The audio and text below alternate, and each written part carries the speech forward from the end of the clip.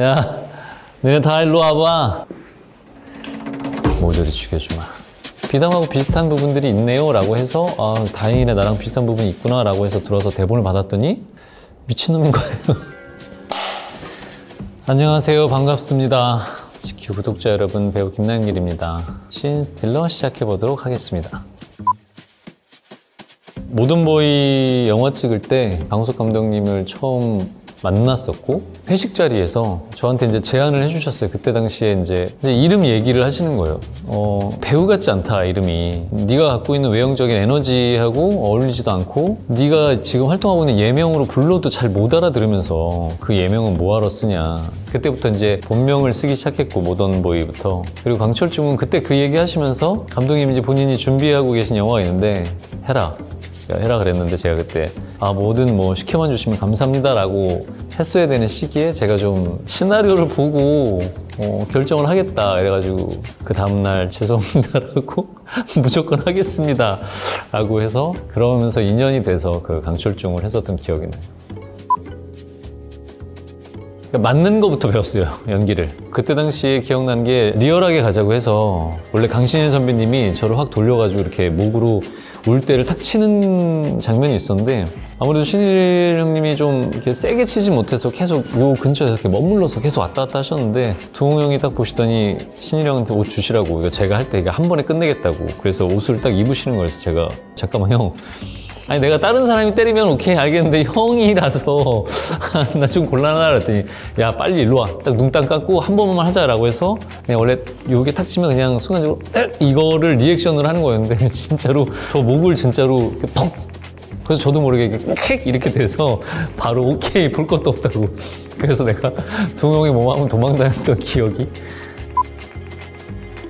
야, 너네 다 일로 와봐. 그리고 이렇게 닦고 모조리 죽여주마. 그때 처음에 등장할 때 피 범벅인 얼굴을 이제 손을 닦으면서, 근데 그 자체가 되게 즐거운 거예요. 내가 지키는 것들에 대한 살생을 한다라고 해서 모조리 죽여주마라는 대사를 치고, 그게 이제 한 컷의 안에서 비담이 갖고 있는 이중적인 면모를 다 보여주자라고 해서 이제 설정을 그렇게 잡아서 했었던 것 같아요. 근데 그때 생각하면 되게 심리적으로 부담이 됐던 건, 제가 나올 때 타이밍이 KBS에서 아이리스, 병원영이 하시는 아이리스가 방송이 시작될 때였어요. 그래서 현정희 누나가 연기했던 미실의 숨겨진 아들이 비밀병기로 나올 거다라고 아무도 부담을 주지 않았는데, 그 기사 나가고 이제 엄청 부담을 많이 갖고 있었어요. 시청률이 그때 당시에 되게 좋았어서 혹시 내가 나가서 민폐를 끼치면 어떡하나라는 고민들도 많이 들었고, 근데 이제 박상현, 김영희 작가님 만나 뵙고 나서 비담이 사실 굉장히 중요한데 크게 걱정할 거 없겠다 직접 얘기를 해보니, 비담하고 비슷한 부분들이 있네요 라고 해서 다행이네, 나랑 비슷한 부분이 있구나 라고 해서 들어서 대본을 받았더니 미친놈인 거예요. 초반엔 좀 사이코패스적인 기질을 가지고 있는 캐릭터라서 작가님이 나를 보시고 사이코패스적인 기질을 보신 건가? 이렇게 생각했는데, 그때 촬영할 때는 사실 비담이라는 캐릭터가 사극에서 잘 나오지 않았던 캐릭터여서 사람들이 이 캐릭터를 납득하지 못할 것 같다라는 고민들이 되게 많았는데, 다행히 그 방송이 나가고 나서 사람들이 굉장히 좋게 생각을 해주셔서 이렇게 잡아서 가면 되겠다라고 생각했었던 기억이 좀 납니다. 작가님과 멜로에 대한 이야기를 좀 하고 싶었다라고 했어요. 사람과 사람에 대한 멜로 감정들에 대한 이야기를 좀 해보고 싶었다라고 얘기를 서로 했었고, 그 여왕도 사람이었고 그 여왕을 사랑했던 한 남자에 대한 이야기도 한켠에 좀 있으면 좋겠다라고 생각을 했었고, 그래서 근데 이루어지지 못하는 사랑에 대한 처절함들을 어떤 형태로 표현을 해볼까라서 물어봤었을 때, 제가 화살을 맞고 마지막을 좀 장식을 하고 싶다라고 얘기를 드렸을 때 그 이야기만 했었을 건데, 이제 그걸 좀 이렇게 풍부하게 담아주셨어요. 그래서 연기할 때 굉장히 신났었던 것 같아요. 네. 최고의 사랑 감독님이 선동요한 감독님이셨어요. 선동요한 끝나고 바로 다음 작품이 최고의 사랑이었는데, 친하니까 독고진의 어떤 경쟁의 배우로 이 이미지를 좀 써보려고 하는데 어떻게 생각하냐라고 제안을 해주셔서 너무 재밌게 보고 있어서 너무 좋다고, 그리고 그거를 촬영할 때 제가 현장에 롤러 간다 그랬어요. 그래서 그때 승원 형도 보고 그렇게 했던 기억이 너무 재밌게 봤었어요, 최고의 사랑. 그때 당시에는 되게 깔끔한 것들이 당연시 했던 시기에, 처음에는 되게 의아했었던 것 같아요, 관계자분들이. 그리고 그런 쪽으로 이제 계속 그 다음 작품을 연이어 하다 보니까 좀 좋게 봐주셔서 뭐 퇴폐적인 거에 대한 이미지를 얘기해 주셔서 그런 건지 사실 그런 걸 의도하지 않았던 것 같아요. 그걸 의도했으면 좀 느끼했을 텐데 그냥 인물적으로 그 작품 캐릭터에 맞춰서 한다라고 하는 게 그게 잘 맞아 떨어졌던 것 같아요. 지금은 이제 좀 그때처럼 기르려면 큰 각오가 필요하지 않나, 아니면 수염을 기를 만큼의 어떤 작품이 하나 있으면 모를까. 예전에도 제가 이 얘기를 한번 시상식 때 한번 했었던 적이 있는데, 살인자가 살인을 하는 게 어떤 정당한 서사나 사유가 있다라는 이유로 살인을 정당화하지 말자라고 이제 이야기를 갖고 그 악의 마음 읽는 자들을 찍었는데, 면담하는 장면을 찍다 보면 연쇄살인범들을 연기했던 배우들의 연기가 워낙 출중하다 보니까 그 이야기를 듣게 되고 거기에 빠져들게 돼요.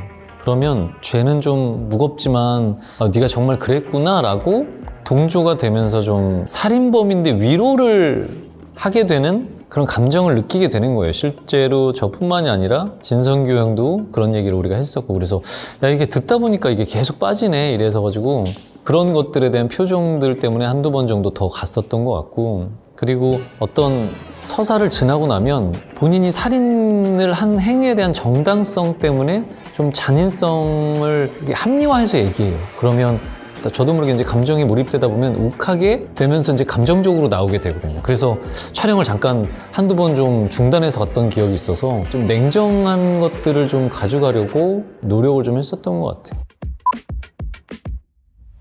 롱테이크로 가고 여러 인물들하고 싸우는 걸 할 땐 체력적으로 지치잖아요. 그러니까 그렇게 지치면 같이 합을 맞췄던 것들을 잊어버리고 그게 꼬여요, 합 맞춘 게. 그러면 피해야 되거나 막아야 되는 상황에 딱 몸과 몸이 제대로 부딪히면서 뭐 뼈가 부러진다든지 큰 사고로 이어질 수 있어서 그런 것들이 되게 중요해서 천천히 합을 맞춰요. 그리고 절대 급하게 하면 안 되거든요.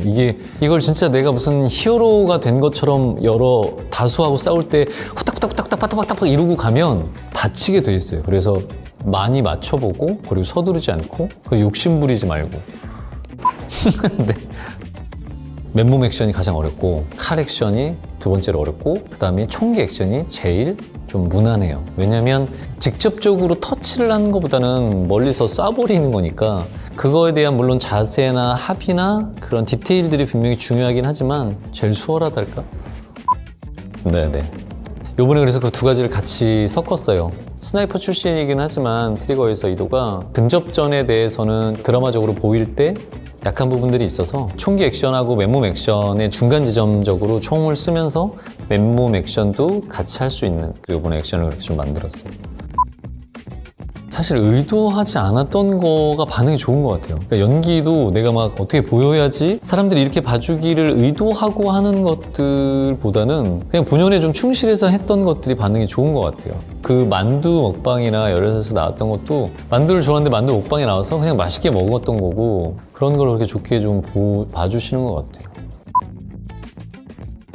전 특수부대 출신이 꽤 많거든요. 김혜일도 특수부대 출신이었고, 이도도 특수부대 출신이고, 다른 캐릭터에서도 특수부대 출신들이 좀 있었는데 같은 특수부대 출신이라고 해도 어떤 행동을 하고 또 어떤 말투와 어떤 성향을 보이는지 또 어떤 사람인지에 따라 조금 달라지는 것 같아서 새로운 도전이라는 생각이 들고, 이 트리거라는 작품 자체가 특히 우리나라에만 없는 상황을 갖고 만든 거기 때문에 장르적으로 좀 새로운 도전이었던 것 같아요. 그래서 다른 장르 작품보다 좀 어렵지 않았나 싶은 생각이 들어요.